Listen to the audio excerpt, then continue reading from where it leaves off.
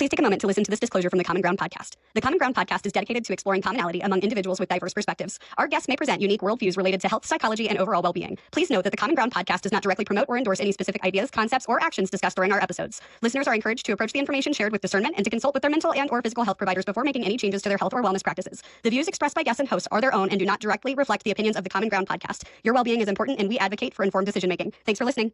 You know, I was raised in a way that, like, we really didn't talk about that. Like, we didn't talk about ourselves as sexual beings, especially at that age.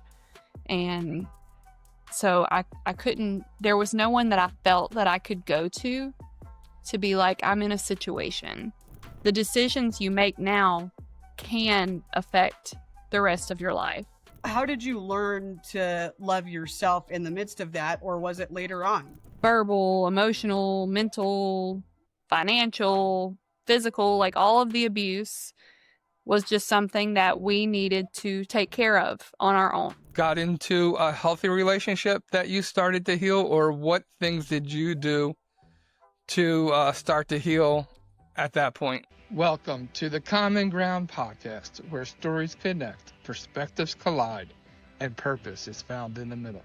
Every week, we sit down with unique and inspiring guests that come from all walks of life. People who challenge the status quo, overcome the odds, and live with intentionality. Whether you're driving to work, on your morning walk, or just looking for that spark to ignite your week, you're in the right place. Welcome to the Common Ground podcast with your hosts, John Fletcher and Sydney Curtin. Welcome, everybody. Welcome to another edition of the Common Ground podcast. It is my pleasure to be here with you today. For me, I always like to start things out with a corny dad joke. So we're going to start out. What do you call a bear with no teeth? We don't know, John. Tell us. A gummy bear. Oh, man. I actually should have guessed that one for sure.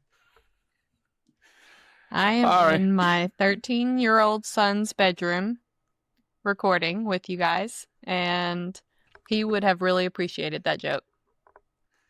Yes. There you go. My kids tip for later. My kids would have definitely said, "Oh, Dad, stop it." So, yes, my name is John, and with me, Sydney Curtin. We are your hosts today, and it is my pleasure to introduce Kaylee. She is a nurse of 10 years. She actually does her own podcast. What the fuck are you reading? Did I say that correctly? You did, except it's Kaylee. It's Kaylee. Kaylee. But yes, my sister and I have a fun hobby, which is our podcast, and we read books and do synopses of them, talk a lot of shit about them. So that is our outlet for sure, while we have very unfun day jobs. I'm a nurse and she's a dog groomer. So if you're looking for a fun podcast to listen to, check it out. There you go. Please. But I'm going to turn it over to Sydney, and she's going to take it from there.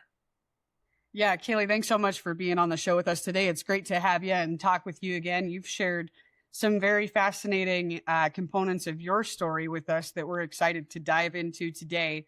But before we get into the meat and potatoes, so to speak, about who you are and how you've gotten to where you are today, just tell us a little bit about what you're doing now. So you've got the podcast that you do. And you said your full-time job was what again?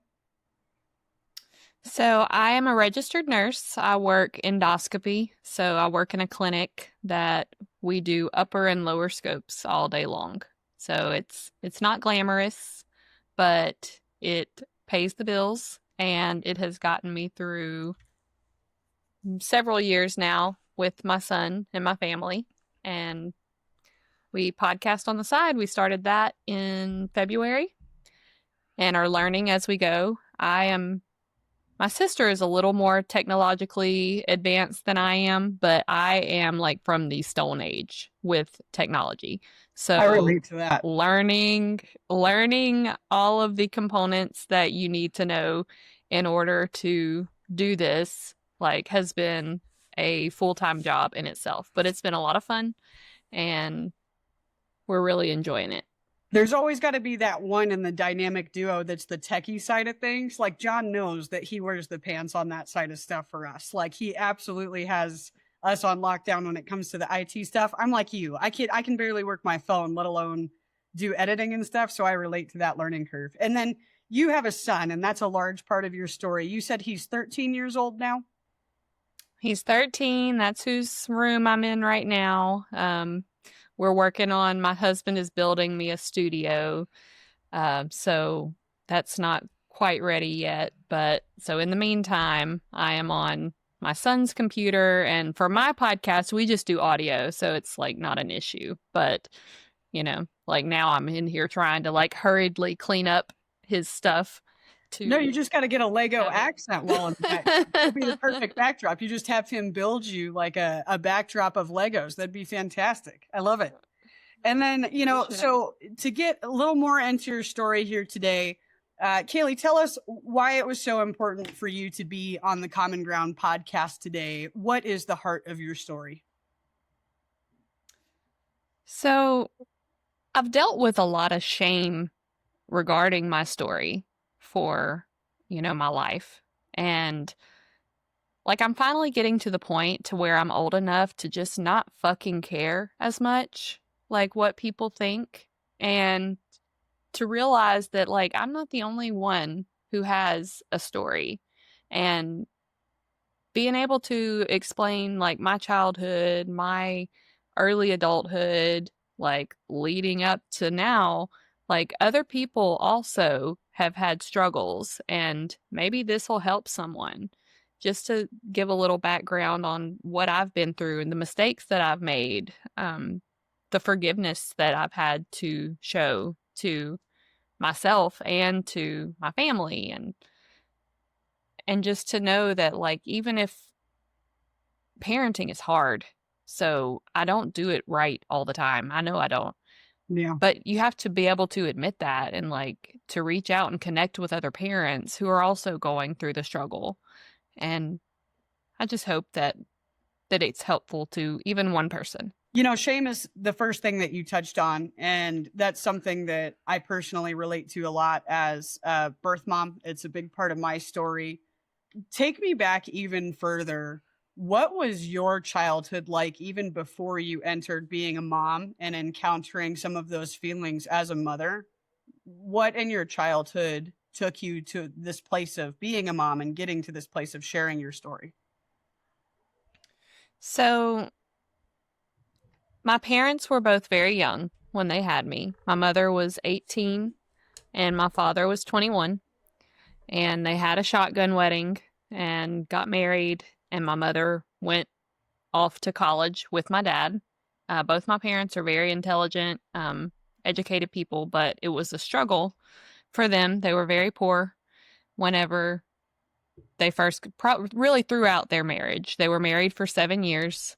So by the time they finished college, I was about 7, 6. Anyway, they had still never made any money up until that point. They had just been going through college. So we had very limited resources and they lived away from family and they were in pharmacy school. Both my parents are pharmacists. So whenever my mom finished her pharmacy degree, she left my dad almost immediately. She didn't, I think she always knew that she didn't really want to be with him, but she married him out of what felt like necessity and in a way to escape her own trauma in her childhood and get away from her father and just her family as a whole. So, you know, almost my whole childhood, my parents have been divorced. And they did okay with co-parenting and trying to work together, I guess. But we did every other week with each parent. And I would just always play to both sides, like try to make each happy while I was with them, even if it meant like maybe talking bad about the other parent a little bit, or just giving them whatever they wanted. I was raised to be a people pleaser. So my household, especially with my mother, was a little tense. Like, she's definitely like a type A personality. You weren't really allowed to have opinions, or, if you talk back, like, you might get slapped across the room, and that was just normal for us, and pretty normal in my rural area of the South that I live in as well. Like, most of my peers also had a similar experience. And I didn't want to disappoint my mother, but like, I started acting very maturely at a very young age. So at 13 years old, my stepmother gave me alcohol for the first time on my 13th birthday.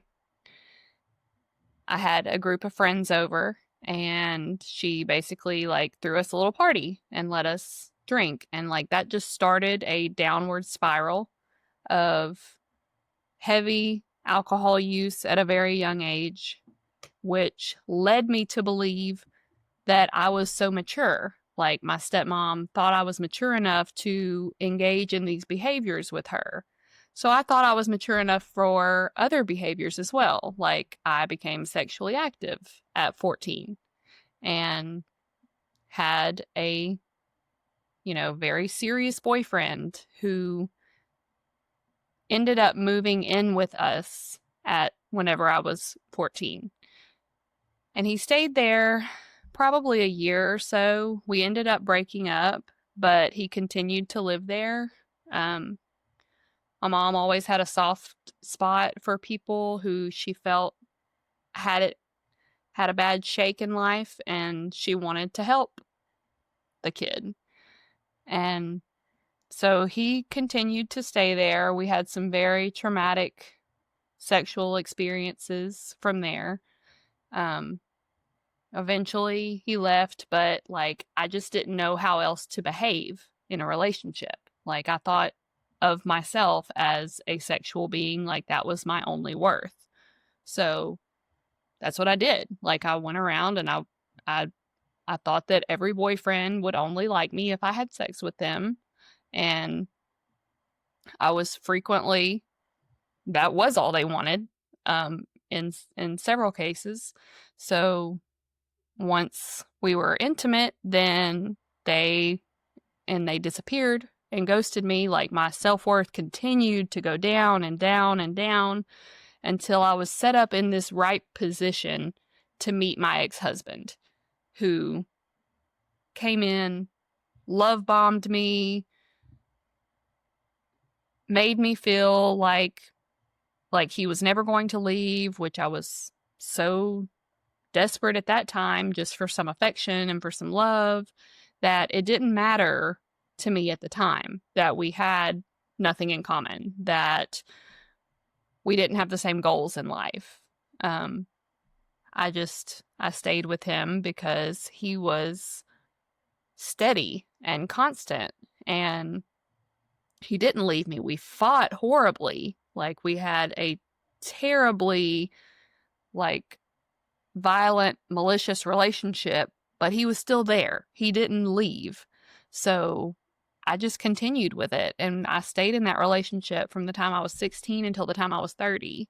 So it was very hard to leave. And I knew I wanted to leave by the time I was 19. And I was there until I was 30. So Wow.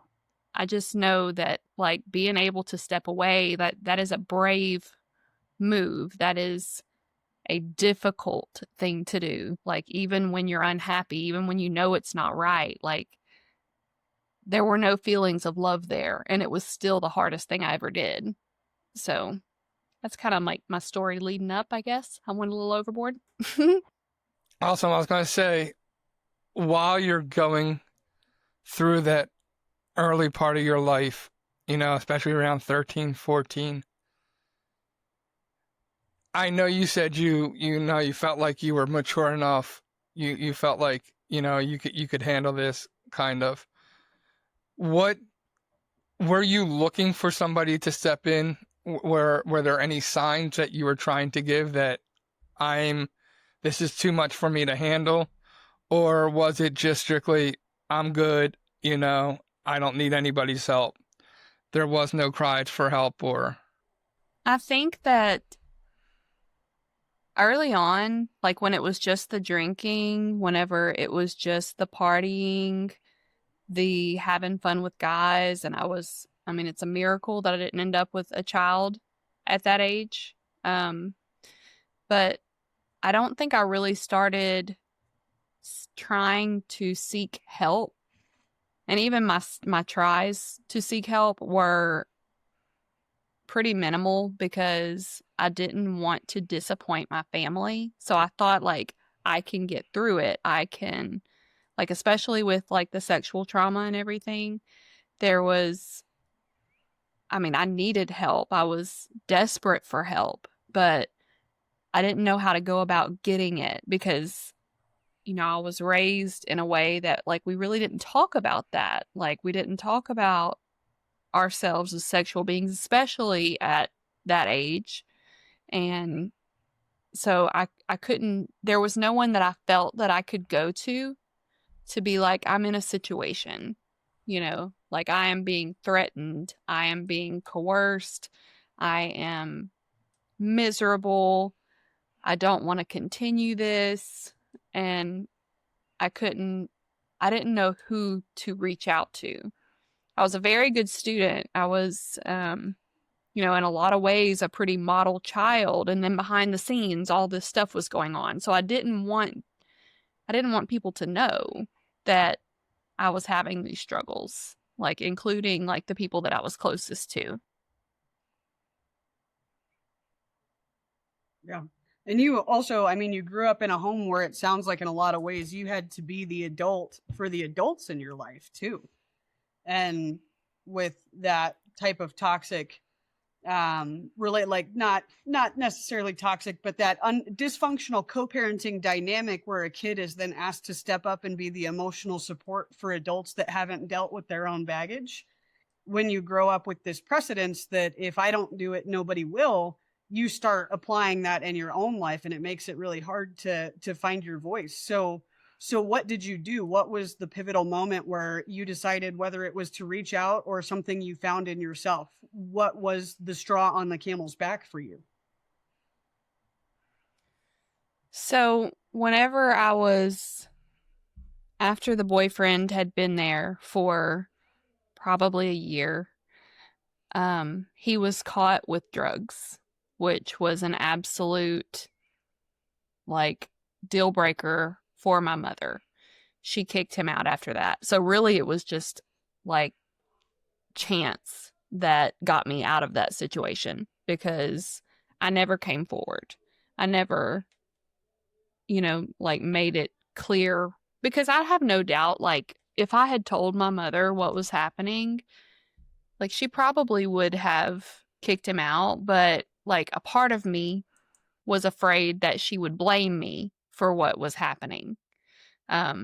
We had been sexually intimate, like consensually, before, and she knew that, and she was devastated by that and shamed me for that, and went through, like, it was a huge ordeal. Like, she wouldn't speak to me, and like, I adored my mother. I was devastated for her to push me away like that.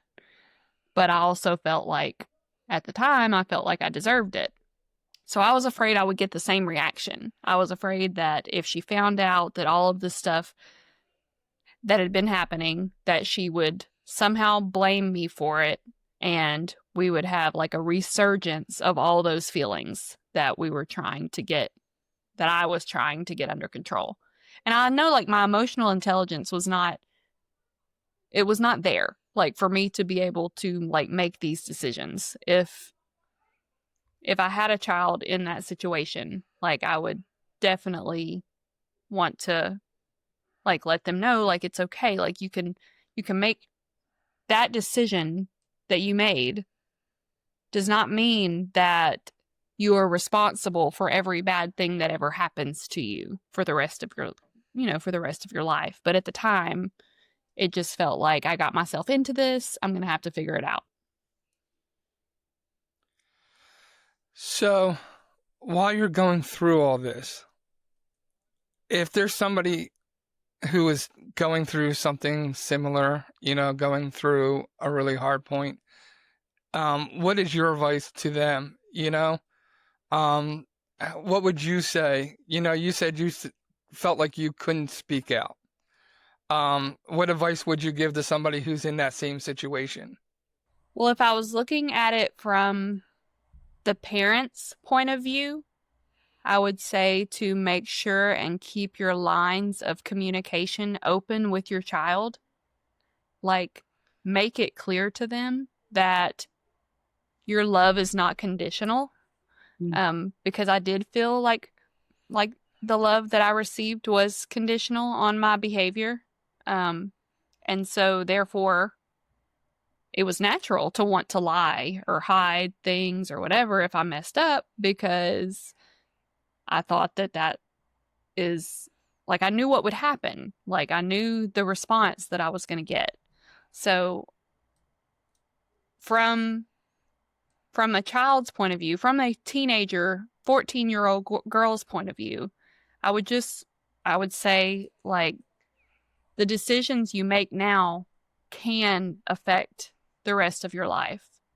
Like, of course, like, your parents have a huge role in the decisions you make, but it's not them. Like, you have to make decisions for yourself as well, and you have to love yourself enough and respect yourself enough to make decisions that will benefit you as you go about your life, as you age, as you meet the person that you want to be with, as you choose your life goals. And like, many of my life goals were changed based on those early decisions that I made. Like, I didn't go off to college. I stayed at a local college. I chose a career that I could do locally in a rural town, which is not something that I wanted to do. I wanted to go into editing or something. Like, I wanted to be an English major and go off to college and have this great college experience. And I didn't have any of those things. And it all stemmed from decisions that I started making with the help of the adults in my life from a very young age. Right. And it's really hard to learn how to love yourself as that 13, 14-year-old kid too, when the type of love that's being demonstrated to you feels conditional, because then the love that you show yourself in turn mirrors that of the love that the adults around you are giving you. So how did you learn to love yourself in the midst of that? Or was it later on that you learned how to do that? No, it was much later on. It took a long time to feel like I was enough. So I went through many bad relationships before I got to the point where, like, I could, and I don't think I could have done it if I hadn't been finally into a healthy relationship, like, for the first time, and didn't have those pressures on me. And it still took a lot of therapy.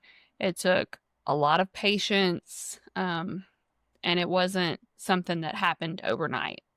Like, I still need reassurance that other people may not, to just that I am doing the best that I can, that I am enough for my husband, that, I'm parenting the best way that I know how. Like, there are still, like, a lot of areas that I get insecure. Yeah. Do you feel that because of the not getting the unconditional love from your family or from yourself, do you feel that, and I don't know that we discussed this, did you jump from relationship to relationship and because of that need to feel some kind of love, or was that not the case with you? So I always felt like I needed to have like a steady presence in my life. Like I was never comfortable just being single, even from like a very early age. Like I wanted a boyfriend. I wanted someone to spend time with. Like my friends were not enough for me, unfortunately, because I had a great group of friends. But like I was always seeking something more and something. I was always wanting to be older than I was and be in a different place in life than I was. So, I was dreaming about getting married and having kids and all these things, like, and wanting this stability that I didn't necessarily have. Yeah. And that's a really deep rooted childhood wound too, because I relate to that in a lot of ways. And it was almost my way of saying that I can do it better than my mom and dad did it. And it was that need for control where everything felt so unstable in my life. It was my way of controlling what I could, was growing up fast so that I could do it the way that I would have wanted it demonstrated to me as a child that was lacking all of these things from the adults in my life. So you get out of that relationship, the one when you were living with your mom, and you find yourself in a relationship, married at a young age, where you knew very early on that this was not something that you wanted.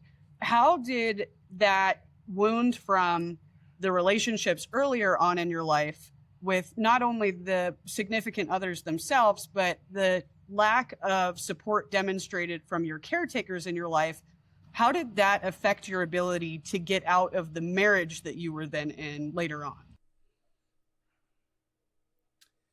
So I was always told that I needed to figure it out, that I needed to stick my marriage out, that that was the right thing to do, and that I needed to make it work no matter how hard it was, how wrong it felt, the the verbal, emotional, mental, financial, physical, like all of the abuse was just something that we needed to take care of on our own.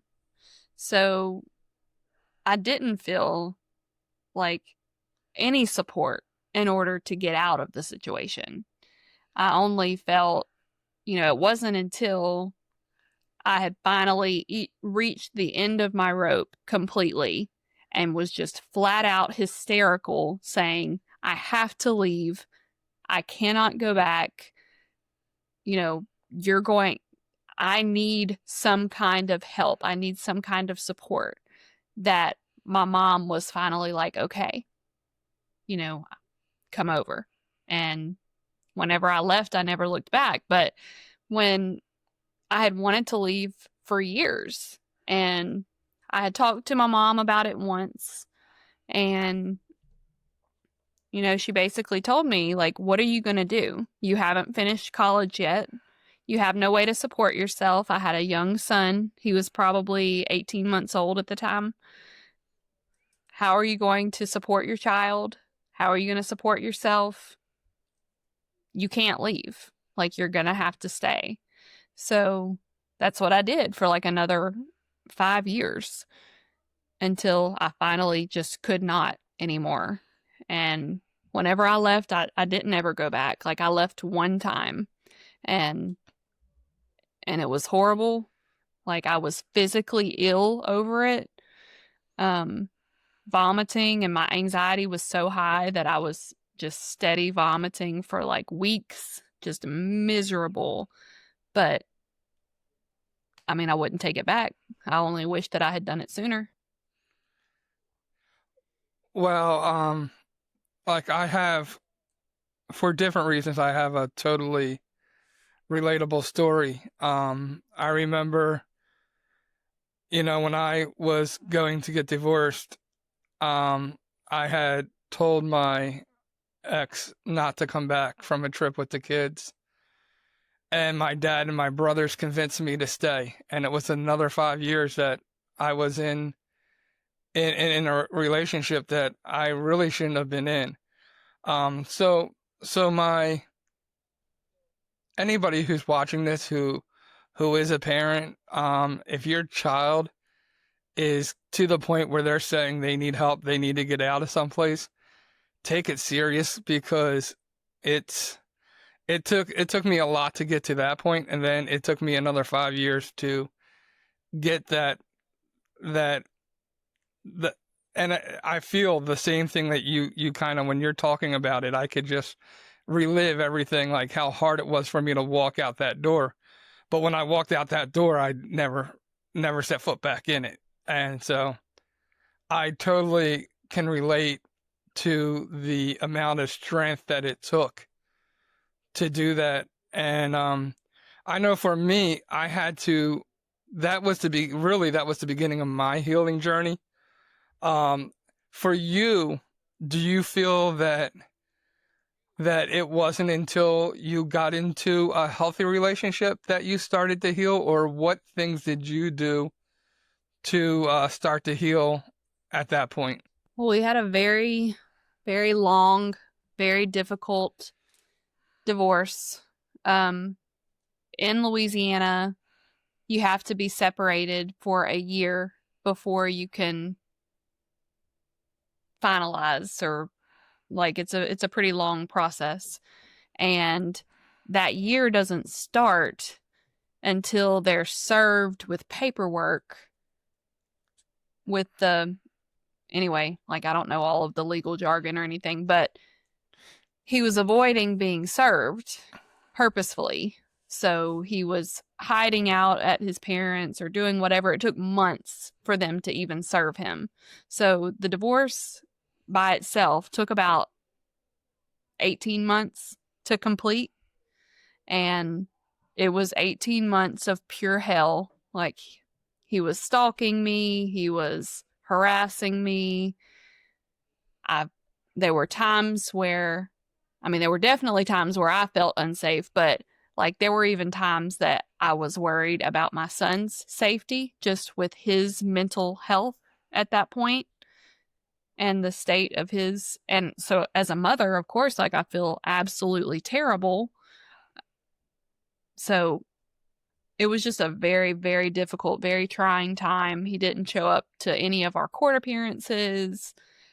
And so it was a very long, drawn out process that, doesn't benefit anyone in the end. Like, I honestly would have loved to be cordial about the whole thing. Like, regardless of what we had been through. Like, we had been together since we were 16. We were different people. Like, it's just natural. Like, from 16 to 30, you are not the same person. So I can understand some of the immaturity and some of the things that we had been through when we were younger. But as a 30-year-old, like, it was just impossible to me that we could not come together for the sake of my son, who was just so devastated. Like, we were in Hobby Lobby one night and he was just so mad at me, my son, who was 7 at the time. Just like, why would you make my daddy feel so bad? And like, we just sat down in the aisle at Hobby Lobby and cried, because like, what else? I didn't know what else to do. Like, I don't know how to make your daddy feel better. I just know that I wish that you weren't involved in this. Like, you shouldn't even know that conversation. So it was very traumatic for everyone. My son has gone through, he's no longer in therapy, but he was in therapy for quite a while after everything. How did your dynamic with having to kind of be the adult for your mom and dad growing up affect the way that you supported your son when he was then going through that, especially in those early phases of everything that you were dealing with on top of what he was now dealing with because of who his dad is, I should say? As a mother, I think I am overly protective of my son's emotional well-being, for sure, based on my childhood experiences.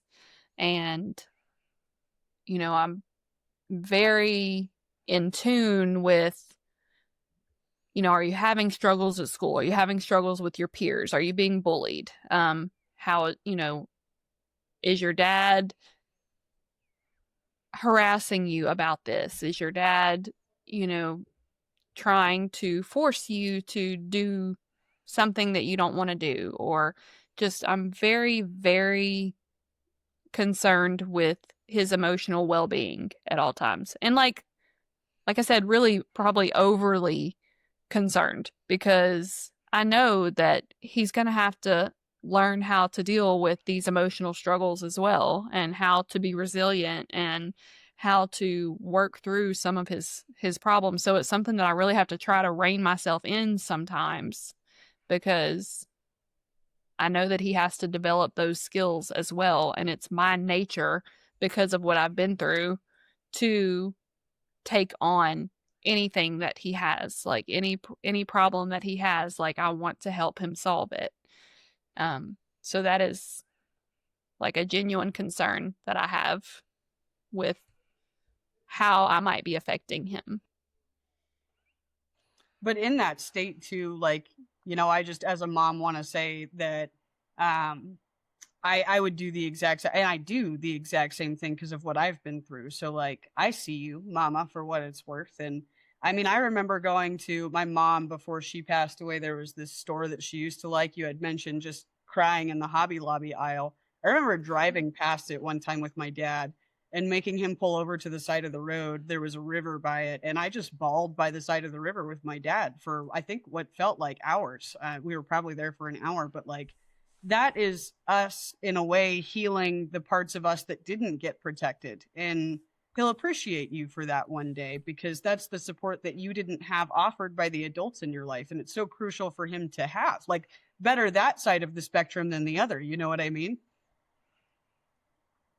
Yes, I adore my son. Like, he is absolutely precious to me. And I didn't know at the time, like, that I was only going to have one child.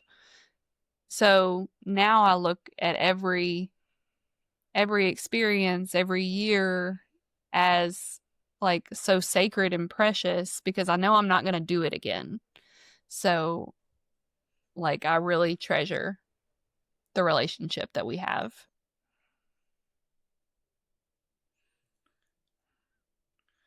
What things have you instilled, or what guidelines, rules, or whatever that, or just strategy on raising him to make sure that he doesn't have to go through the same type of things that you went through? Is there anything that you've done, with intention to make sure that he feels that unconditional love, and support that you said that you didn't feel?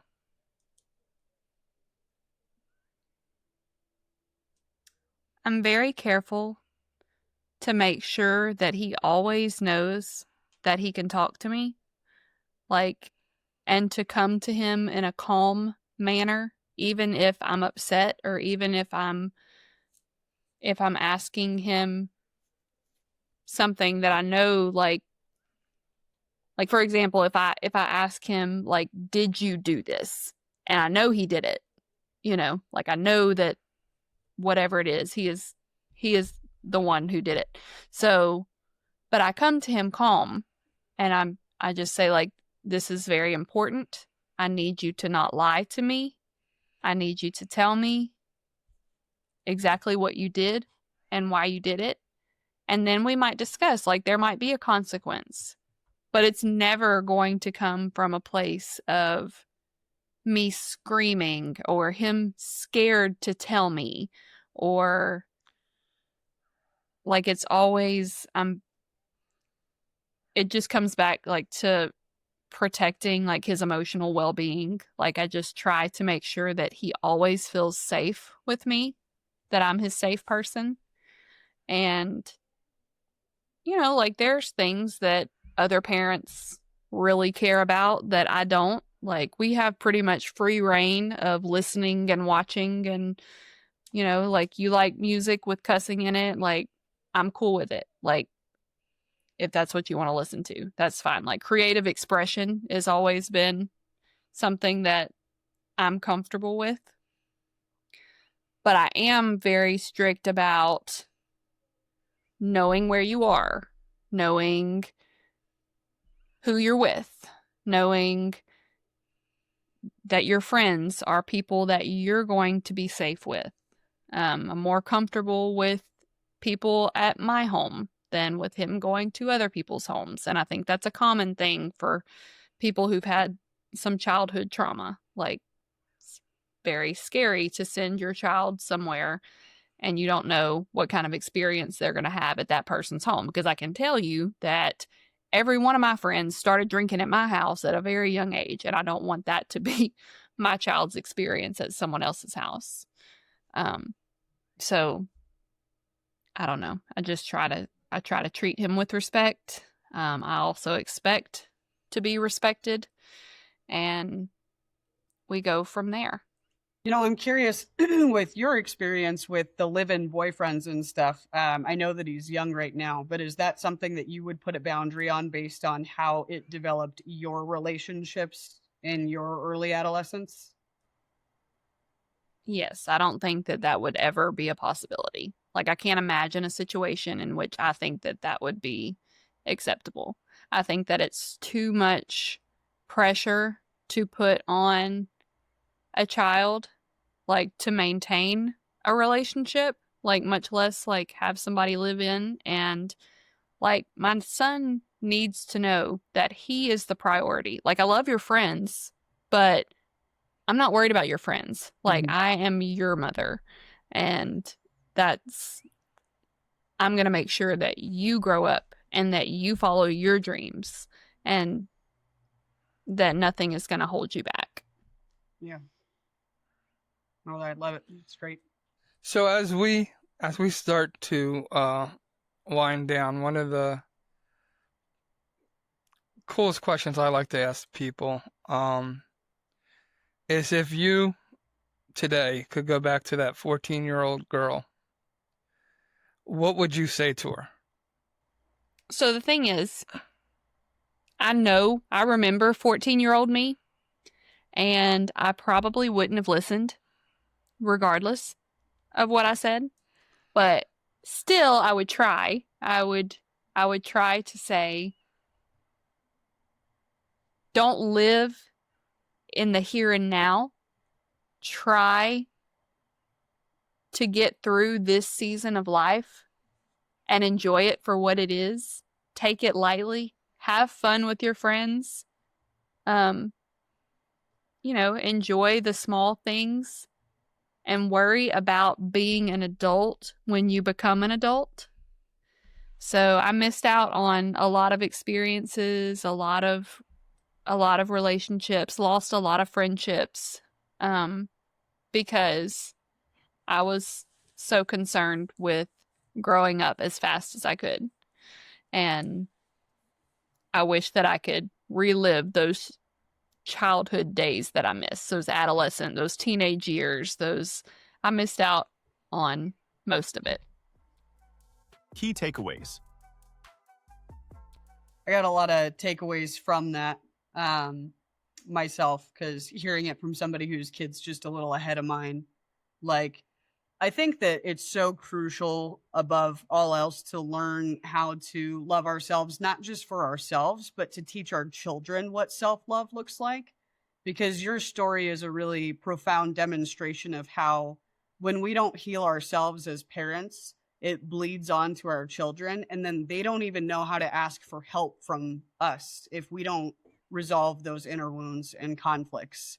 And that's been a huge thing for me today. And I really appreciate you sharing components of your story to bring attention to our viewers, to just that awareness check. You know what I mean? Like, we're all out here doing our best, and we're all going to mess up as parents. Like, I mess up every day with my kids in ways that it's just little things. My son was being ornery on the car ride here. And I raised my voice at him because I'm trying to send a work text. We're driving to daycare and he's in the back seat, and I've told him to stop 3 times, and I snapped, and I caught myself like 0.2 seconds later, like, Sid, he's 2, like, calm down. He doesn't have a clue what he's playing with his sister, sort of thing.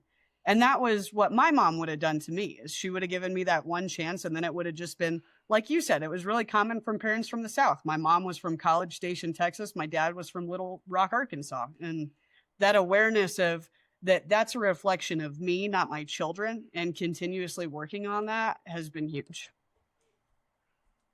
Absolutely. Yeah, thank you for that key takeaway, Sydney. That's awesome.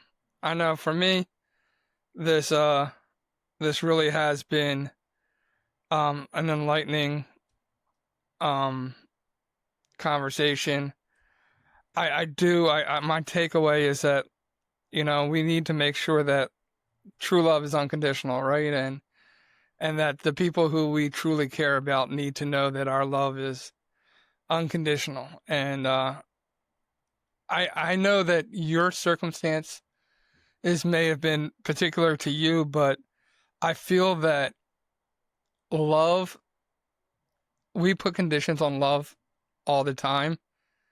And that's why people are so hurt and devastated, is because love is meant to be unconditional, but as humans we just condition it. We give and take it so lightly and without pause. And I think it's just today's conversation was a reminder that, when we do that kind of stuff, it really can wreak havoc in somebody else's life, and really leave long-term consequences. So yeah, it's a hard thing to do. It's a hard thing to master, to be unconditional with our love. But even when we're mad at people, we need to make sure they know this doesn't mean I don't love you, just because even if I have to walk away from you, it doesn't mean I don't love you. It just means that this situation isn't good for me. And that's my key takeaway from today. It's huge. And Kaylee, in that breadth of key takeaways, if our viewers could take away just one really crucial thing that you would want viewers to know, maybe in the same situation, or maybe kids that have parents that are going through the same situation, what's the one piece of wisdom or most valuable thing that you would want them to know and take away from this episode here today? So one thing that's really important to me is, if you see someone acting out, like for me in particular, it was sexually or whatever, and being promiscuous at an early age. But that was really like a deep-seated need for love. And, obviously, like, I was immediately judged and had issues with my reputation, and, people not wanting to be friends with me or not wanting to date me or whatever it was. But I would just say, like, maybe ask yourself, like, what that person might have gone through to make them behave the way that they're behaving, if they're acting out. Yeah.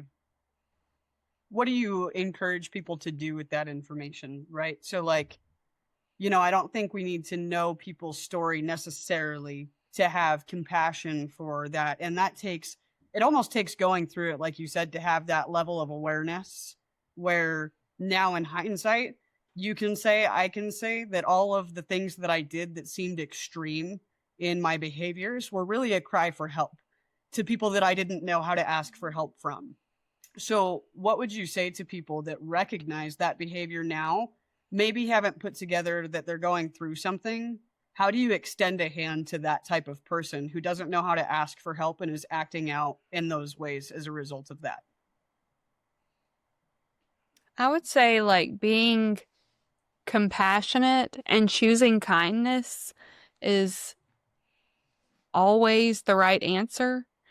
To not view someone, to never like stigmatize someone, and just to offer that kind word, or, you know, you can't always help, I guess is not the right word, but just like having someone that you can rely on for a kind word and a smile, like, goes so far. It's awesome. And I just want to say to if you are watching this, we'd love to hear your key takeaways from today's conversation. Please, in the comment section, take time and share your key takeaway, because we love hearing them and seeing how this conversation has impacted you. The final 5. One of the things that we love to do is we love to end our conversations with 5 questions. So I will start and Sydney will go back and forth with me. But the first question is, who is your hero and why?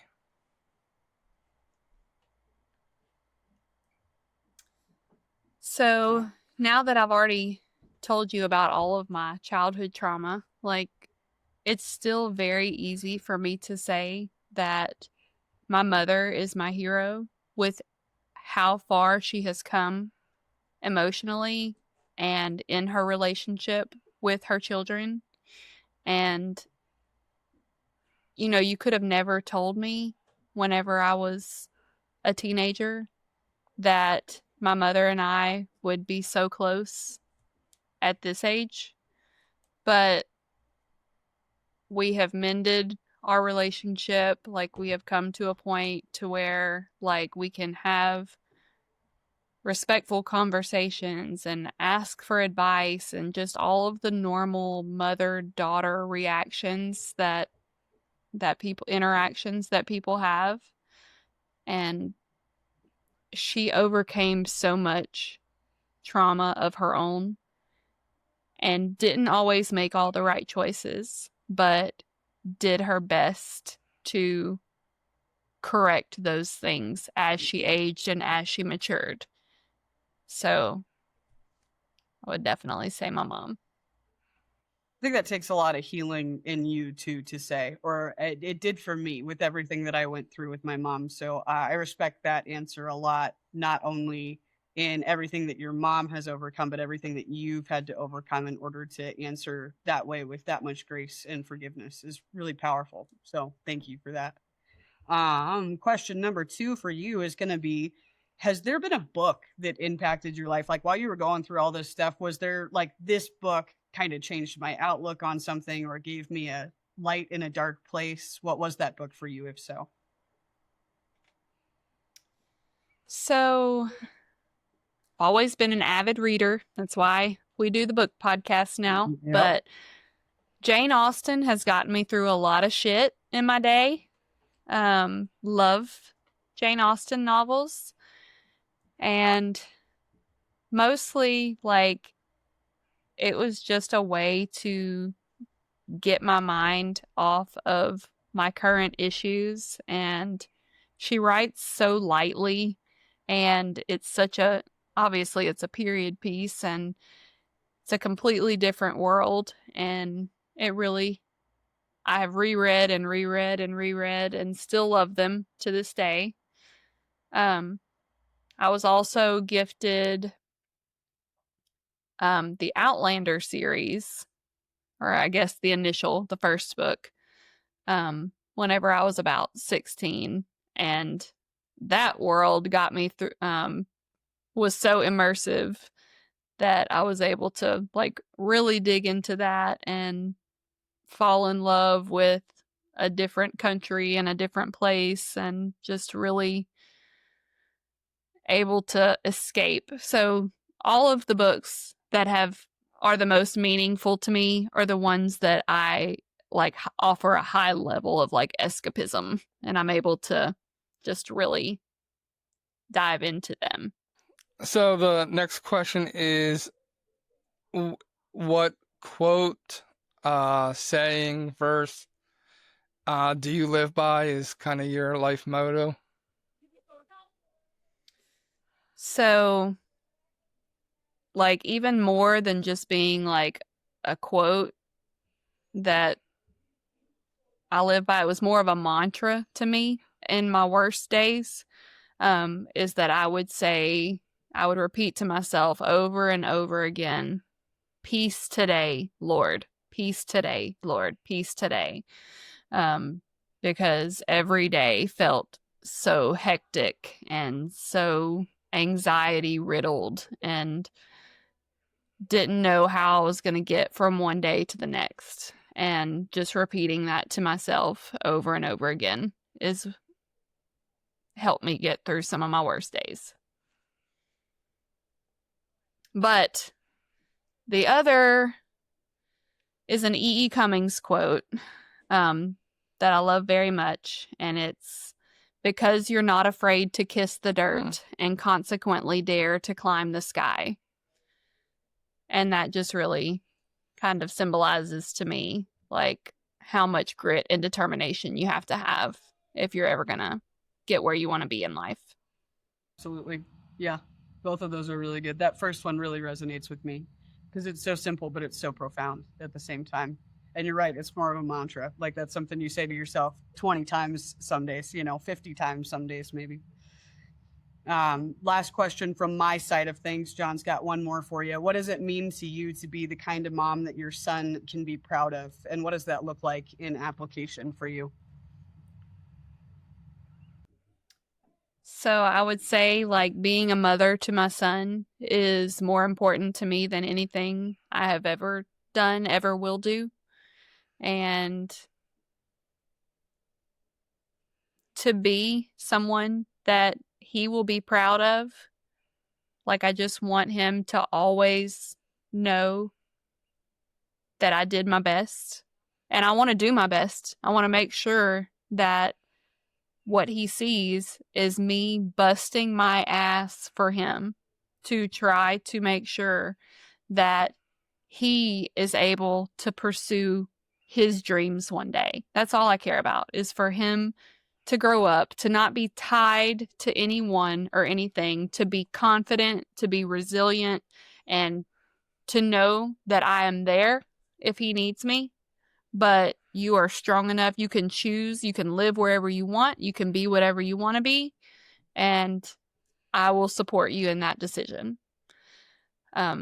So he is, I don't know.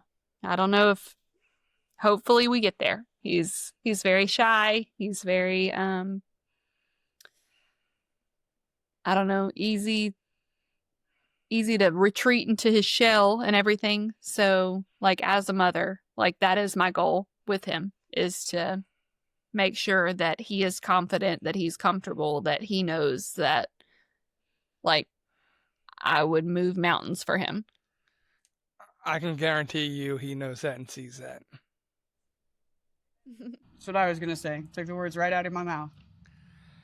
And the final question of this final 5 is, if you could sit down and have a conversation in the beer with, who would that be? They can be living or dead.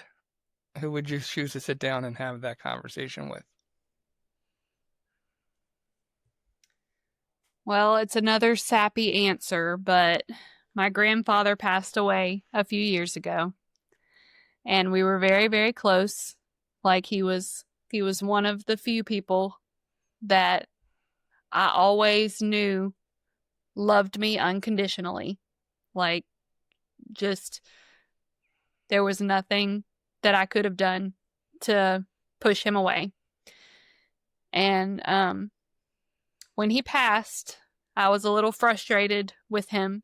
Like he was not doing what he needed to do as far as his health is concerned. And, I wish I could have one more conversation just to let him know, like, And I don't doubt that he knew, but just to reassure myself, like, I love you. Are you proud of me? Of who I have become? And like, it doesn't matter. I could meet anybody in the world, but I would take him. I would take 5 minutes with him over any famous person or any other situation. Well, I'm glad you had him growing up because he didn't come up in your story until now. But that makes me happy that you had somebody like him in your life when everything else probably felt like it was falling apart at times. Yes. So I just want to thank Kaylee for being with us today. If somebody would like to find your podcast or reach out to you, follow you, how can they do that? Yeah, so we're on Apple Podcasts and Spotify and YouTube. What the fuck are you reading? We also have a Facebook group where we have a book club, which determines what books we're going to be discussing on the podcast. So I can definitely send you a link to put in the show notes if you'd like to our link tree and make it easy for everyone to find us. Awesome. It'd be awesome. Well, remember, when we take time to hear someone's story, it gives us the opportunity to find common ground. Thank you again, Kaylee, for being our guest today. For Sydney and myself, it has been our pleasure being your host, and you have been listening to the Common Ground podcast. God bless and have a good day. And that's it for today's episode of the Common Ground podcast. We hope you're leaving with a little more perspective, a little more purpose, and a whole lot more inspiration. So thank you for joining us today. We appreciate it. Thank you to our special guest. If today's conversation moved you, encouraged you, or challenged you in any way, don't keep it to yourself. Share it, rate it, leave us a review. Your support helps us reach more people who need to find their own common ground. So for John Fletcher and Sydney Curtin, we'll see you right here next week, same time, same place on the Common Ground podcast. Make it a great week.